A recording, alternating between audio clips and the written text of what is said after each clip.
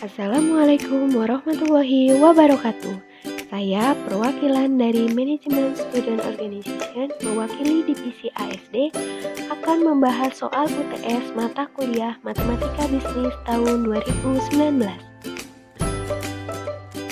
Untuk soal nomor 1, jika diketahui fungsi permintaan QD min 10 plus P min 0 dan fungsi penawaran PS plus 2,5 min 0,5 Q min 0, kita diminta untuk A.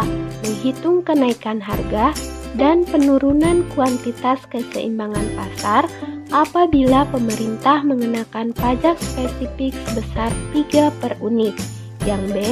Menggambarkan kondisi keseimbangan pasar sebelum dan sesudah adanya pajak spesifik. Yang C. Produsen atau konsumen yang menanggung beban paling besar, serta hitung berapa besar pajak yang diterima pemerintah. Lalu kita masuk pada pembahasan. Pertama, diketahui fungsi permintaan QD min 10 plus P min 0. Lalu kita pindah ruaskan menjadi QD sama dengan 10 min P. Sedangkan fungsi penawaran PS plus 2,5 min 0,5 Q min 0 menjadi PS sama dengan min 2,5 plus 0,5 Q. Yang ditanya A. Kenaikan harga, penurunan kuantitas jika pajak 3 per unit. Yang B. Grafik keseimbangan sesudah dan sebelum pajak. Yang C. Antara beban pajak konsumen dan pajak produsen mana yang paling besar, serta hitung berapa pajak pemerintah. Kita masuk pada penyelesaian. Pertama, kita merubah persamaan PS menjadi QS, di mana PS sama dengan min 2,5 plus 0,5 Q. Lalu kita pindah ruaskan 0,5 Q ke kanan menjadi min 0,5 QS sama dengan min 2,5 min P. QS sama dengan min 2,5 min P per min 0,5. QS sama dengan 5 plus 2P. Sehingga kita sudah mempunyai nilai QS, yaitu 5 plus 2P. Lalu kita masuk ke keseimbangan harga dan kuantitas sebelum pajak, di mana dalam keseimbangan yaitu QS sama dengan QD. QD 10 min P sama dengan 5 plus 2P. Min P min 2P sama dengan 5 min 10. Min 3P sama dengan min 5. P min 5 dibagi min 3. PE sama dengan 1,67. Lalu kita substitusikan hasil PE tersebut ke fungsi penawaran. QS sama dengan 5 plus 2P. Lalu kita mengganti P tersebut dengan nilai 1,67 menjadi 5 ditambah 2 kali 1,67 menjadi 5 tambah 3,34 sehingga didapat QE sama dengan 8,34. Jadi, keseimbangan harga dan kuantitas sebelum pajak yaitu PE sama dengan 1,67 dan QE sama dengan 8,34. Yang kedua, kita mencari keseimbangan harga dan kuantitas setelah pajak, di mana diketahui pemerintah mengenakan pajak spesifik sebesar 3 per unit. Lalu kita masuk pada persamaan QS sama dengan 5 plus 2P. Untuk mencari QS aksen, nilai P dikurangi T, sehingga menjadi QS sama dengan 5 plus 2 kali P min T. didapat QS sama dengan 5 plus 2P min 2T. Lalu kita masuk pada persamaan QD sama dengan QS aksen, di mana QD sama dengan 10 min P, sedangkan QS aksen sama dengan 5 plus 2P min 2T. 10 min P sama dengan 5 plus 2P min 2 kali 3, di mana 3 tersebut didapat dari nilai pajak spesifik. 10 min P sama dengan 5 plus 2P min 6. Kita pindah ruaskan nilai P ke kanan sehingga min P min 2P sama dengan 5 min 6 min 10. Didapat min 3P sama dengan min 11. Sehingga nilai PE aksen sama dengan 3,67. Lalu kita substitusikan dari PE aksen ke QS aksen. QS aksen sama dengan 5 plus 2P min 2T sama dengan 5 plus 2 kali 3,67 dikurangi 2 kali 3. QS aksen sama dengan 5 plus 7,34 dikurangi 6. QS aksen sama dengan 12,34 min 6, sehingga didapat QE aksen sama dengan 6,34. Jadi, keseimbangan harga dan kuantitas setelah pajak yaitu PE aksen sama dengan 3,64 dan QE aksen sama dengan 6,34. Lalu, untuk mencari kenaikan harga dan penurunan kuantitas, kita menghitung dari hasil tersebut, sehingga didapat untuk kenaikan harga sebelum dan sesudah pajak yaitu P sama dengan PE aksen dikurangi PE, yaitu harga sebelum pajak dan harga setelah pajak. 3,67 dikurangi 1,67 sehingga didapat 2. Jadi kenaikan harganya sebesar 2 per unit. Selanjutnya, untuk penurunan kuantitas sebelum dan sesudah pajak yaitu Q sama dengan QE min QE aksen. 8,34 dikurangi 6,34 sama dengan 2. Jadi, penurunan kuantitas sebelum dan sesudah pajak sebesar 2 per unit.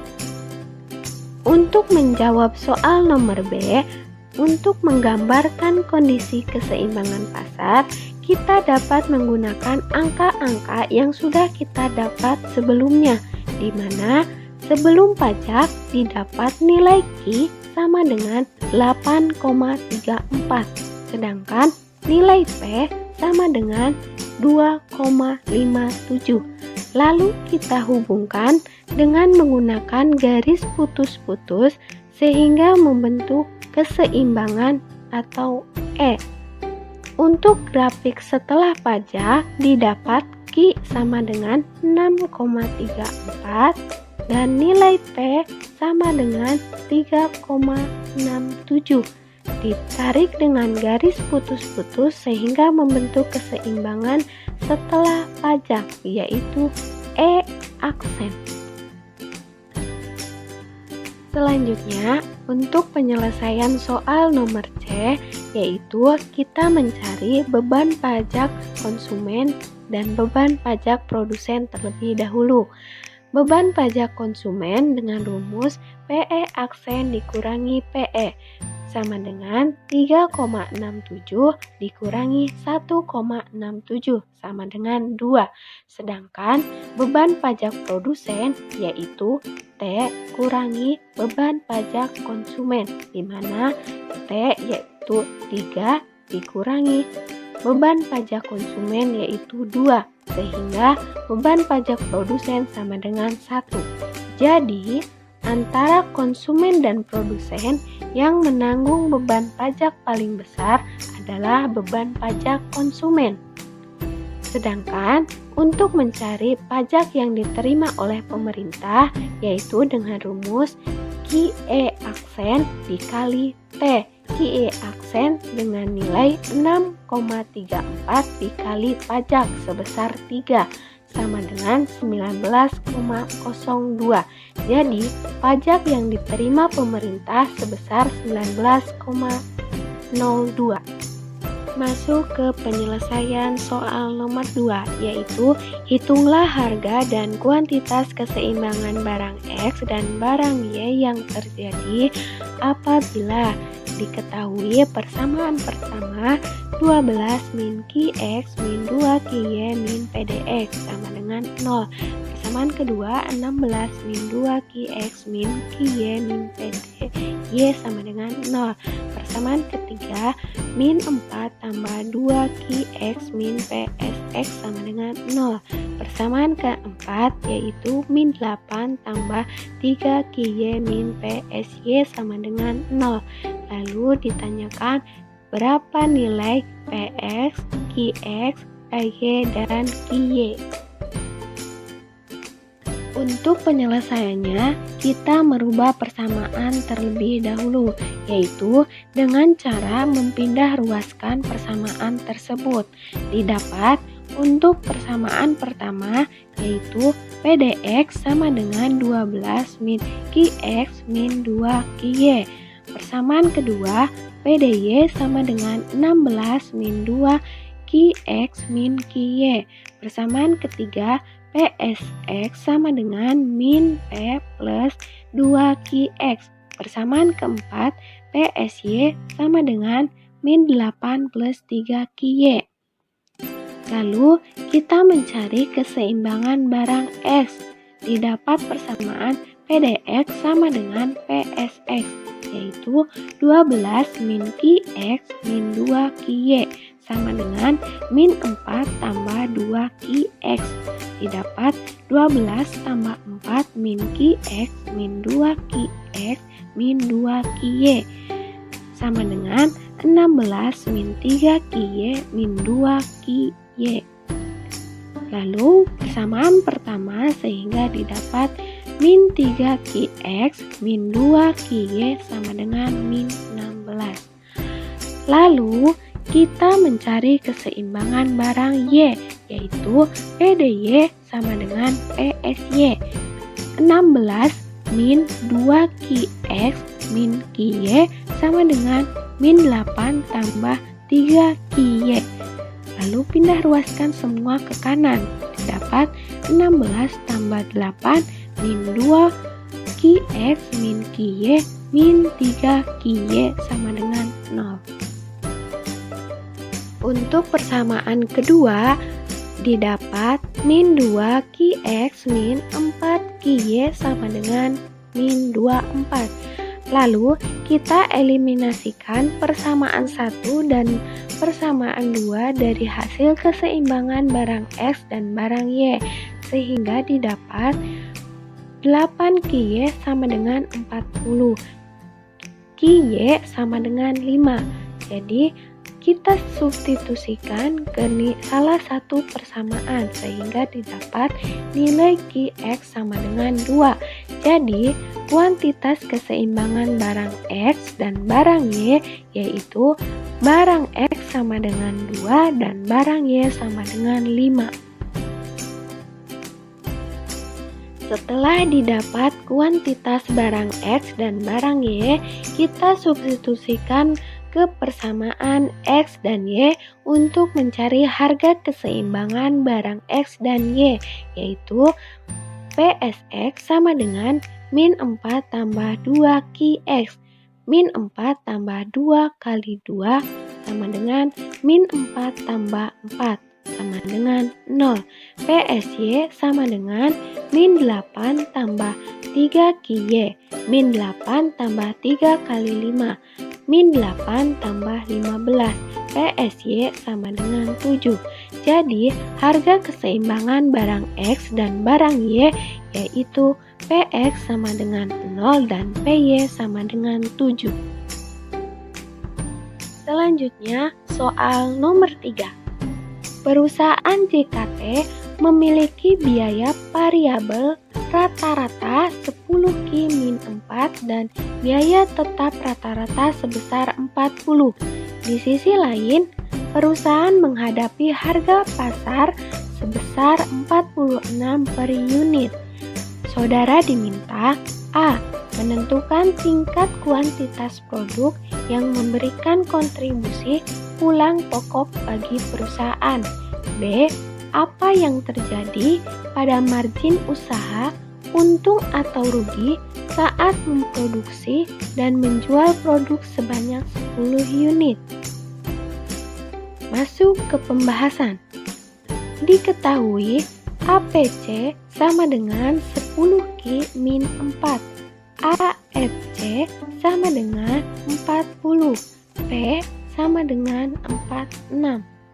Ditanya A. Q berapa? B. Jika Q 10 untung atau rugi? Masuk pada tahap penyelesaian. APC sama dengan 10Q min 4. AFC sama dengan 40.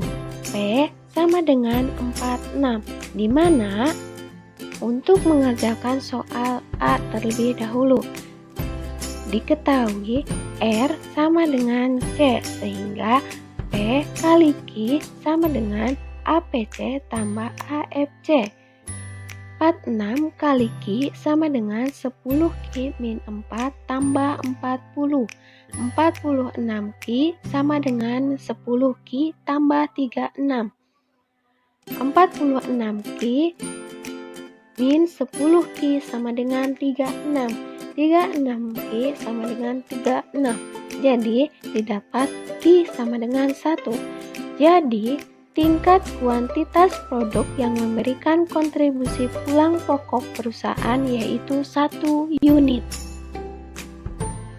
Selanjutnya, untuk penyelesaian soal B yaitu dengan rumus R min C, di mana R rumusnya yaitu P kali Q dan C APC tambah AFC, sehingga didapat 46 kali Q min 10Q min 4 plus 40, sehingga didapat 46Q min 10Q min 36, di mana nilai Q adalah 10. 46 kali 10 min 10 kali 10 min 36. 460 min 100 min 36, sehingga didapat nilai 324. Jadi, yang akan terjadi pada margin usaha saat memproduksi dan menjual produk sebanyak 10 unit yaitu untung, di mana nilainya positif.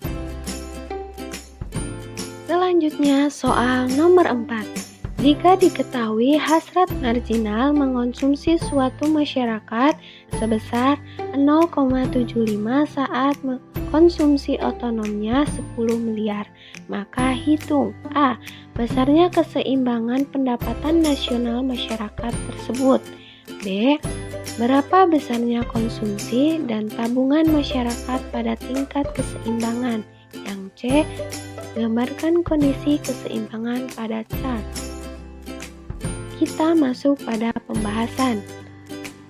Diketahui B sama dengan 0,75, A sama dengan 10. Ditanya A. Pendapatan nasional, B. Besarnya konsumsi dan tabungan, C. Gambarkan kondisi keseimbangan. Untuk penyelesaiannya, yang A. Keseimbangan pendapatan nasional, Y sama dengan A plus B Y, di mana A 10 dan nilai B 0,75, sehingga pindah ruas menjadi Y min 0,75 Y sama dengan 10, didapat Y sama dengan 40. Jadi, keseimbangan pendapatan nasional sebesar 40 miliar. Dan untuk menjawab soal B, besarnya konsumsi, yaitu dari rumus C sama dengan A plus BY, di mana A 10, B 0,75, dan Y sama dengan 40. Jadi didapat nilai konsumsi sama dengan 40.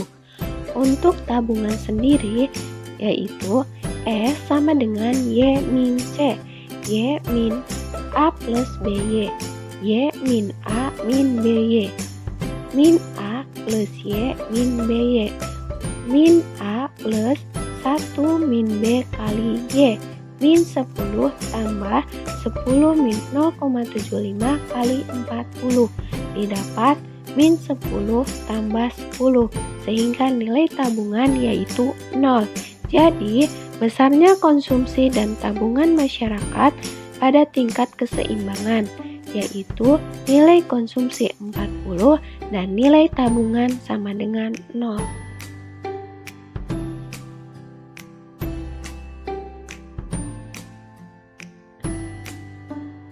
Selanjutnya soal nomor 5. A dan B masing-masing bersamaan mendepositokan sejumlah uangnya di bank X pada tingkat suku bunga deposito sebesar 6% per tahun untuk jangka waktu 3 tahun. Dengan asumsi bahwa pendapatan bunga tidak diambil, jika si A pada jatuh tempo atau akhir pengambilan deposito menerima sebesar 29.775.400 dan si B menerima 41.685.560. Hitunglah berapa masing-masing dana awal saat didepositokan oleh si A maupun si B. Masuk pada pembahasan, diketahui I sama dengan 6% atau 0,06 N 3 tahun. Nilai akhir A sebesar 29.775.400. Nilai akhir B sebesar 41.685.560.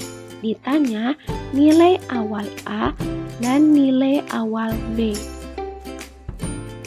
Untuk penyelesaian, si A MNA sama dengan 29.775.400, di mana rumusnya yaitu MO kali 1 tambah I pangkat N sama dengan 29.775.400. MO kali 1 tambah 0,06 pangkat 3 sama dengan 29.775.400. MO kali 1,06 pangkat 3 sama dengan 29.775.400. MO kali 1,191016 sama dengan 29.775.400, sehingga MO sama dengan 29.775.400 dibagi 1,191016. MO didapat 25 juta. Jadi, besarnya dana awal yang didepositokan oleh si A sebesar 25 juta. Untuk si B, MNB sama dengan 41.685.560. MO 1 tambah I pangkat N sama dengan 41.685.560. MO kali 1 tambah 0,06 pangkat 3 sama dengan 41.685.560. MO kali 1,06 pangkat 3 sama dengan 41.685.560. sehingga MO kali 1,1911016 sama dengan 41.685.560. MO 41.685.560 dibagi 1,1911016. MO didapat 35 juta. Jadi, besarnya dana awal yang didepositokan oleh si B sebesar 35 juta. Sekian pembahasan soal UTS Matematika Bisnis tahun 2019. Kurang lebihnya saya minta maaf apabila dalam penyampaian pembahasan ada kesalahan. Wassalamualaikum warahmatullahi wabarakatuh.